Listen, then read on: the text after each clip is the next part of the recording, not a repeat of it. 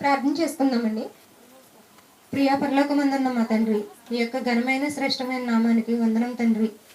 ఇక్కడ వచ్చిన ప్రతి ఒక్కరికి జ్ఞానం దయచేసి నిలబడి నాకు కూడా జ్ఞానం దయచేయమని క్రీస్తు నామముని ఈ ప్రార్థన అడిగి వేడుకుంటున్నాను తండ్రి. ఆమేన్. అందరికీ వందనాలండి. నేను చెప్పబోయే పాఠం అందరికీ తెలిసిందే, అయినా ఒకసారి 4 మాటలు చెప్దామని చెప్తున్నానండి. మనిషికి ప్రకృతిని నేర్పుతున్న దేవుని పాఠాలు. ఇది అందరికీ తెలిసిందేనండి ఈ పాఠం. ఏమండి, మనిషి ఎవరు? దేవుని కుమారుడు. దేవుని కుమారుడు కదండి. మరి దేవుని కుమారునికి ప్రకృతి నేర్పుతుంది. దేవుని కుమారునికి అసలు ప్రకృతి నేర్పాల్సిన అవసరం ఏంటండి? ప్రకృతి ఎవరు? దేవుని ఎవరు? మనిషి దేవుని కుమారుడు. ఒకసారి 1 కొరింథీయులు 15వ అధ్యాయం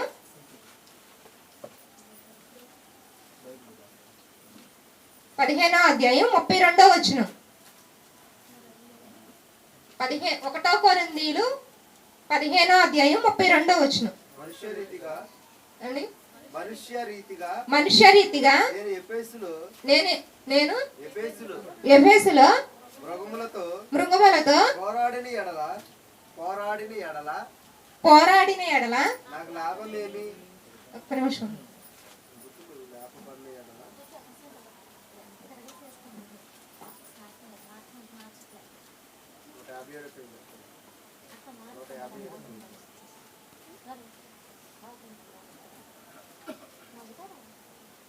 అది కాదండి, 19వ వచనం చూడండి. 15 అదే అధ్యాయం. ఈ జీవిత కాలం మట్టికే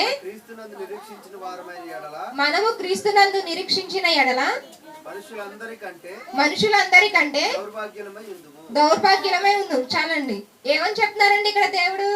ఈ జీవిత కాలం మట్టికే మనం క్రీస్తుని నమ్ముకుంటే గనక మనుషులందరికంటే దౌర్భాగ్యం అని చెప్తున్నారండి. ఎందుకు చెప్పాల్సి వచ్చిందండి ఈ మాట? అసలు ప్రకృతి నేర్పడం ఏంటండి మనిషికి? మనిషి ప్రకృతికి నేర్పాలా? ప్రకృతి మనిషికి నేర్పాలా? మనిషే ప్రకృతికి నేర్పాలండి. కానీ ఎందుకండి ప్రకృతే మనిషికి నేర్పుతుంది? మనిషి క్రమం తప్పాడు, ప్రకృతి క్రమం తప్పలేదు. ఎప్పుడు మనిషే క్రమం తప్పాడు కాబట్టి ప్రకృతి నేర్పాల్సి వస్తుంది. అది ఎవరు చెప్తున్నారండి? మనిషి చెప్పడం కూడా కాదు, దేవుడే చెప్తున్నాడండి. యెషయా గ్రంథం 1వ అధ్యాయం 2వ వచనం. యెషయా గ్రంథం. దేవుడు చెప్తున్నాడంటండి, మాట్లాడుతున్నాడు. ఎవరితో? యెహోవా మాట్లాడుచున్నాడు. ఆకాశమా ఆలకించుము, భూమి చెవి ఎగ్గుము. నేను పిల్లలను పెంచి గొప్పవారిగా చేసి తిని. చాలండి. వారు నా మీద తిరగబడి ఉన్నారు. ఏంటండి ఇక్కడ దేవుడు ఏం చెప్తున్నాడండి? ప్రకృతితో చెప్తున్నాడండి. ఆకాశమా ఆలకించు, నేను పిల్లల్ని కన్నాను. అండి, ప్రకృతి ఎలా పుట్టిందండి? అంటే పుట్టిందా? కంటే పుట్టిందా? అంటే పుట్టింది. ఆకాశము కలుగుమని అంటే పుట్టింది. కానీ నరుణ్ణి, ఆదాంని ఎలా చేశాడండి? స్వయంగా తన చేతులతో. పిల్లలు చెప్పాలి, ఆదాం గారిని ఎలా చేశారు? ఎవరు నేర్చుకోలేదు. లేఖనక్క ఒకటే నేర్చుకుందా? సాత్వికు లేఖనక్కే, ఇంకెవరు చెప్పట్లా? ఆదాం గారిని దేవుడు ఎలా తయారు చేశాడు? నేల మట్టితో తన స్వరూపం అంటే దేవుని పోలిక చొప్పున మనల్ని తయారు చేశాడు దేవుడు. అంటే కలగల మనిషి, కంటే కలిగాడు మనిషి. కానీ అంటే కలిగింది ప్రకృతి. కన్నాడు కాబట్టి మనిషి గొప్పవాడా? ప్రకృతి గొప్పదా? మనిషే గొప్పవాడు. దేవుని పోలిక చొప్పున కన్నాడు కాబట్టి. అంటే మనిషి కన్నా ప్రకృతి తక్కువ. అలాంటి తక్కువ దానితో దేవుడు మాట్లాడుతున్నాడు. ఎవరైనా ఉన్నారండి? ఫర్ ఎగ్జాంపుల్ ఇప్పుడు మా పిల్లలే ఉన్నారు ఇద్దరు. ఒకళ్ళు గొప్పగా చూడుకుంటా, ఒకళ్ళు తప్పు చేశారని ఏమని చెప్తా? అక్కని చూడు ఎలా చేస్తుందో, లేదు చెల్లిని చూడు చెల్లి ఏ పని చేస్తుందో చూడు, చక్కగా పని చేస్తుంది, నువ్వు చేయట్లేదని అక్కకు చెప్తావు. అంటే ఎందుకు చెప్తున్నావు? ఇక్కడ పెద్ద చిన్న అని కాదు, కానీ చిన్నపిల్ల బాగా పని చేసింది, పెద్దదాని అయ్యిండు నువ్వు చేయట్లేదు కాబట్టి చిన్నపిల్లని చూసి నేర్చుకో అని. చిన్నపిల్ల మంచి పని చేసిందని అంటే ఏంటి? ఇక్కడ దేవుని కుమారులు అయిన మనము క్రమం తప్పిపోయాము. అంటే అనగా పలికిన అవి ఆకాశము ఇవన్నీ ప్రకృతి దేవుడు చెప్పినట్టు చేస్తున్నాయి పని. ఇవి చేస్తున్నాయి కానీ మనిషి చేయట్లేదు. మనిషి చేయట్లేదని దేవునికి బాధ కలిగిందండి. బాధ కలిగి తన బాధను ఎవరితో చెప్పుకుంటున్నాడు? ప్రకృతితో చెప్పుకుంటున్నాడు.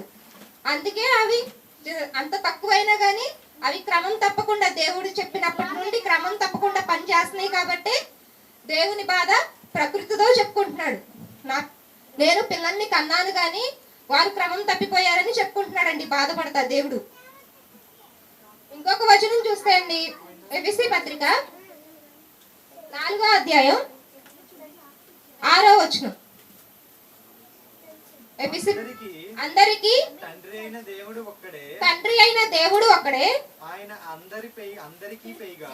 ఆయన అందరికీ పైగా ఉన్నవాడై అందరిలోనూ వ్యాపించి అందరిలో ఉన్నాడు. చాలండి, అందరిలో ఉన్నాడు. ఎవరండి ఈయన? మనుషులందరికీ తండ్రి ఎవరు? దేవుడు. దేవుడు ఒక్కడే తండ్రి అని చెప్తున్నారండి. ఒక్కొక్కళ్ళు ఒక్కొక్క రకంగా, ఒక్కొక్క దేవుడు నాకు ఈ దేవుడు, మీ దేవుడు మీకే అని ఒక్కొక్కళ్ళు రకంగా చెప్తున్నారండి. ఇవాళ ఎక్కడ చూసినా ఫోన్లో స్టేటస్లో కానీ వాట్సాప్లో ఎందులో చూసినా కానీ మట్టలాదివారం చాలా ఘనంగా జరుపుకున్నారని చెప్తున్నారండి. చాలా బాగా ఘనంగా జరుపుకున్నారని. మాకు సంబంధం లేదు, ఇది క్రైస్తవుల పండుగ, మాకు సంబంధం లేదని చెప్తున్నారండి. కానీ మనకి ఎక్కడన్నా బైబిల్లో ఉందండి పొద్దున్న ఆదాం చెప్పినట్టు? బైబిల్లో ఎక్కడా లేదు అసలు మట్టలాదివారం జరుపుకోమని. ఏంటంటే కొన్ని అలా పెట్టేశారు, అలా తెలియక క్రైస్తవులు చాలా మంది అలా జరిపేసుకుంటున్నారు. అసలు బైబిల్లో ఉందా, వచనం ఉందా, వాక్యం ఉందా అని చూసుకోవటం లేదండి. ఏదో పెట్టేశారు, ఎవరో వాళ్ళు చేస్తున్నారు, మనం చేస్తున్నాము. నిజంగా ఉందా లేదా అని చూసుకోవటం లేదండి ఎవరు. అందుకే మీ తండ్రి మీ దేవుడు వేరు, మా దేవుడు వేరు అనే స్థాయికి వెళ్ళిపోయారండి జనాలు చాలా మంది. ఒక్కొక్కళ్ళు ఒక్కొక్క మతం అంటున్నారు. మీది క్రైస్తవులు, మీరు క్రిస్టియన్స్, మాది హిందూ మతం, మేము ముస్లింలు, అలా ఒక్కొక్కళ్ళు విడిపోయారండి. తండ్రిని వేరు చేసేస్తారు. కీర్తనలు 8వ అధ్యాయం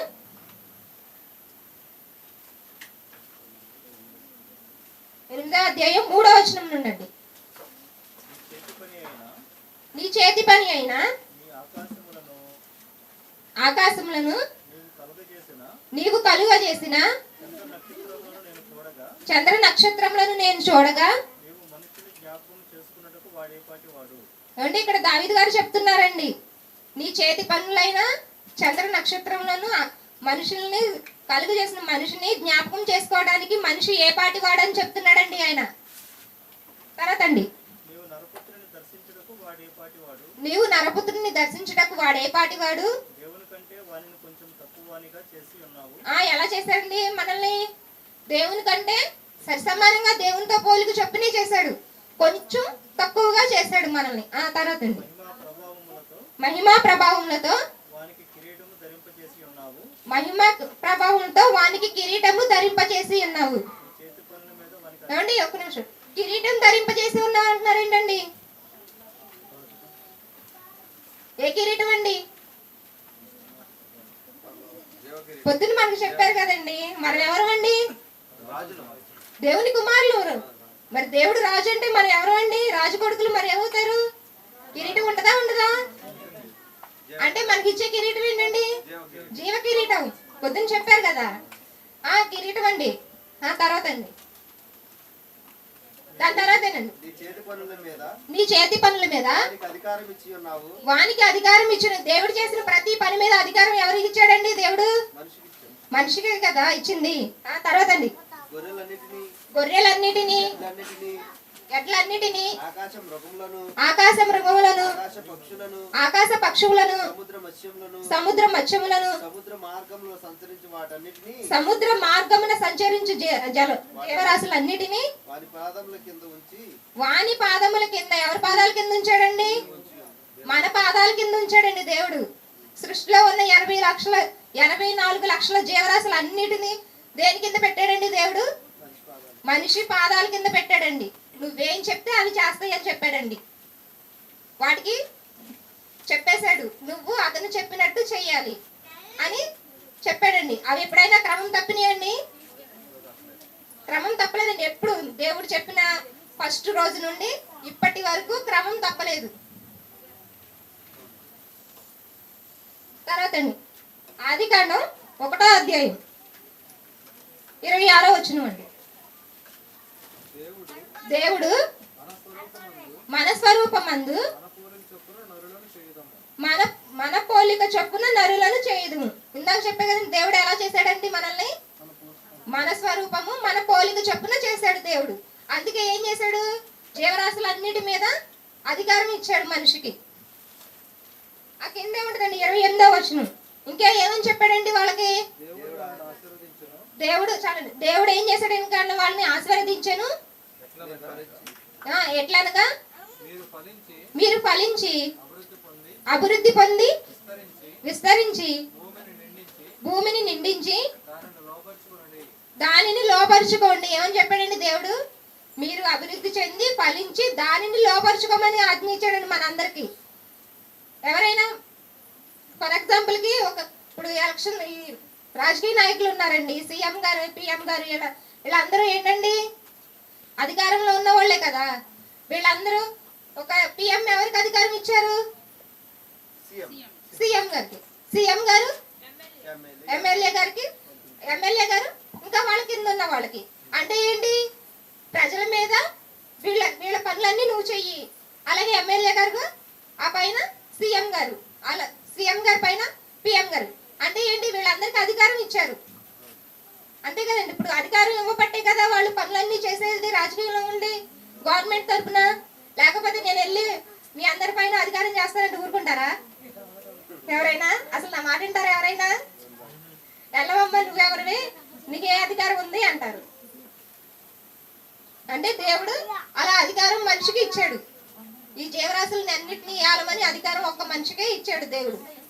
వేరే జీవికి దేనికి ఇవ్వలేదు. యోబు గ్రంథం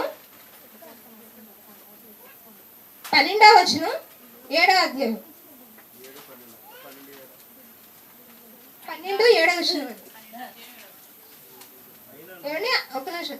అంత అధికారం ఇచ్చిన దేవుడు ఎందుకండి ప్రకృతిని చూపి ఎందుకు చెప్తున్నాడు? మొత్తం అధికారం అంతా మనిషికే ఇచ్చేసాడు కదండి. మరి ప్రకృతిని చూపి ఎందుకు అదే టైంలో ఎందుకు ప్రకృతిని చూపి ఇలా చూసి నేర్చుకొని చెప్తున్నాడండి? మనిషి చెప్పింది చేయటం లేదండి. ఒకటి చేస్తాడు, ఒకటి చెప్తాడు, ఒక మాట అంటాడు, పక్క వెళ్ళి ఇంకొక పని చేస్తాడు. దేవుడు చెప్పిన మాట వినట్లేదని అందుకే ఏమని చెప్తాడండి? చివరికి వీళ్ళెవ్వరూ నా మాట వినట్లేదు. ఒక మనిషితో చెప్తే ఒక మనిషి వినట్లేదు, పోనీ అందరినీ కూర్చోబెట్టి చెప్తే అలా కూడా వినట్లేదని ఏం చెప్తున్నాడండి? ఇంకా ఎవరిని చూపించి చెప్తున్నాడు? అయినను మృగములను విచారించము. మృగములంటే జంతువులేనండి. మృగములంటే వేటిని అంటారండి? పులులు, సింహాలు, వాటిని అంటున్నారండి. అంటే మరి సాధారణంగా అసలు అవి ఏం తింటాయండి? మాంసమే కదా, వేటాడి తింటాయి. అంటే చంపే వాటిని చూసి నేర్చుకోమంటున్నాడు మనల్ని. అంటే వాటికన్నా దిగజారిపోయాం మనం. తర్వాత అండి ఆకాశ పక్షులను విచారించుము, అవి నీకు తెలియజేయును. భూమిని గురించి ధ్యానించిన ఎడల అది నీకు బోధించును. ఎన్ని చెప్తున్నాయండి దేవుడు? ప్రతి ఒక్కదానికి చెప్పాడండి. మృగములను విచారించుము, అవి మీకు బోధిస్తాయి. ఆకాశ పక్షులను చూడండి, భూమిని చూడండి, ఇవన్నీ మీకు బోధిస్తాయి. మీరు అవి చెప్పిన మాట వినండి అని చెప్తున్నాడండి. మనం చెబితే అవి వినాల్సింది పోయి అవి చెప్పిన మాట మనం వినే స్థాయికి వెళ్ళిపోయామండి మనం. అంటే అభివృద్ధి చెందింది మనం ఎంతో విశ్వంలో గొప్పగా ఎదిగామనుకుంటున్నారండి. మరి దేవుడు ఎందుకంటే ఇలా చెప్తున్నాడు మన గురించి? మీరెంతో అభివృద్ధి చెందారనుకుంటున్నారు, కానీ నా దగ్గరికి వచ్చేసరికి ఏమీ లేదు, అసలు మీరు ఎందులోనూ దిగజారిపోయారని చెప్తున్నాడండి దేవుడు మనల్ని. తర్వాత అండి ఇంకా వేడి గురించి చెప్తున్నాడు. ఇంకా వేటిని చూసి నేర్చుకోమంటున్నాడండి మనల్ని. సామెతలు 6వ అధ్యాయం 6వ వచనం అండి.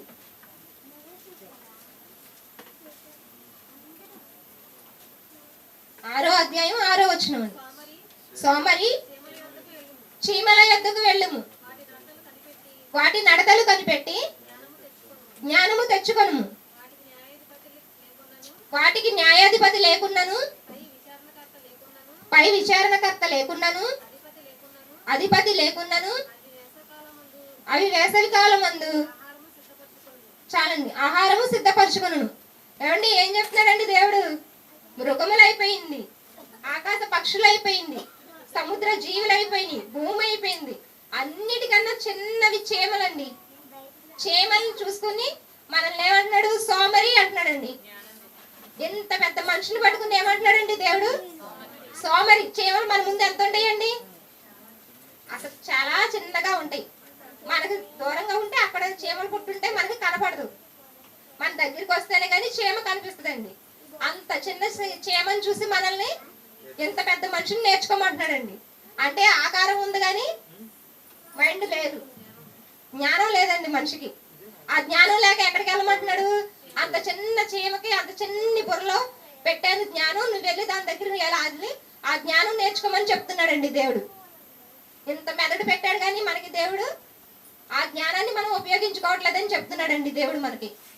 నీకు చాలా జ్ఞానం ఇచ్చాను, నువ్వు ఆ మాత్రం అది ఉపయోగించుకోవట్లేదు, నీకన్నా ఎంతో చిన్న జీవి అయిన చీమ దగ్గరికి వెళ్ళి నేర్చుకో సోమరి అంటున్నాడండి. సోమరి అని ఎవరిని తిడతామండి మనం సామాన్యంగా? అసలు ఏ పని చేయకుండా ఎంతసేపు పడుకుని తిని కూర్చునే వాళ్ళని సోమరిపోతులాగా ఉన్నావు లేకు అంటామండి. నిద్రపోతూ సోమరిపోతూ లే అంటామండి.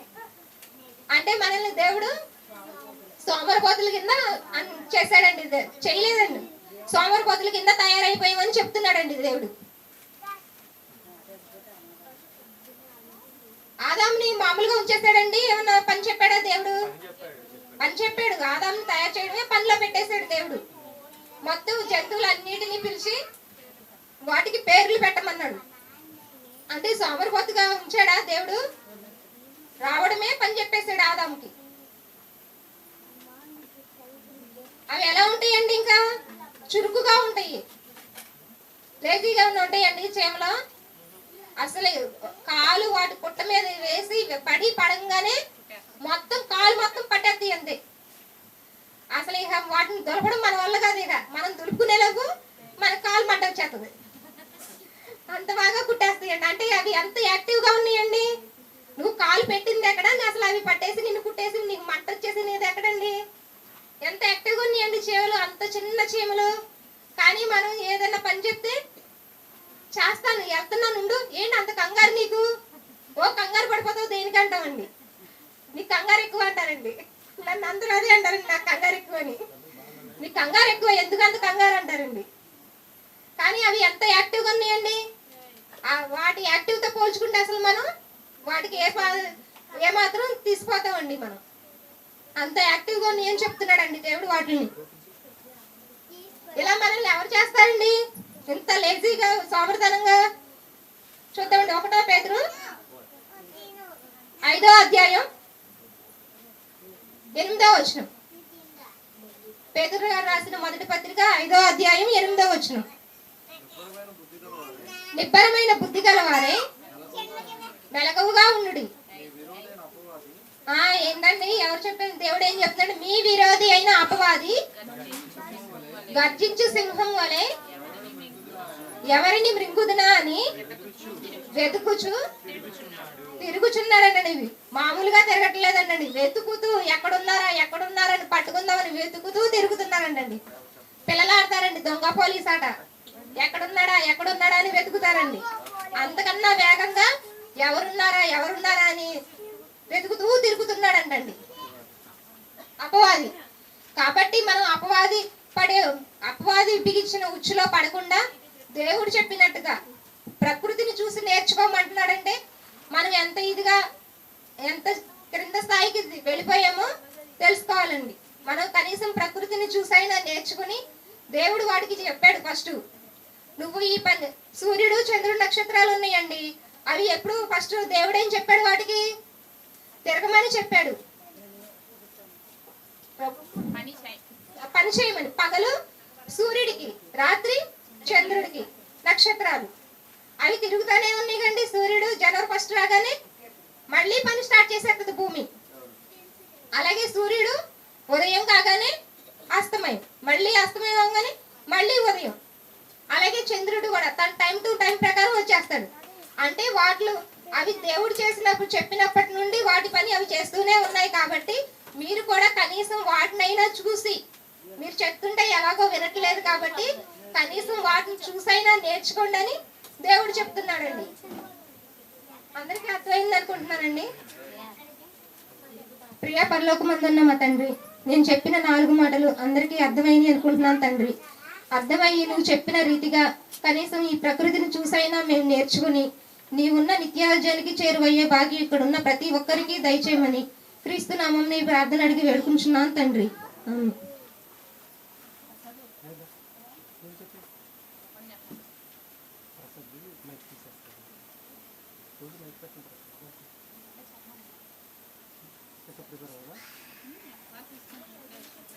సహదాయిత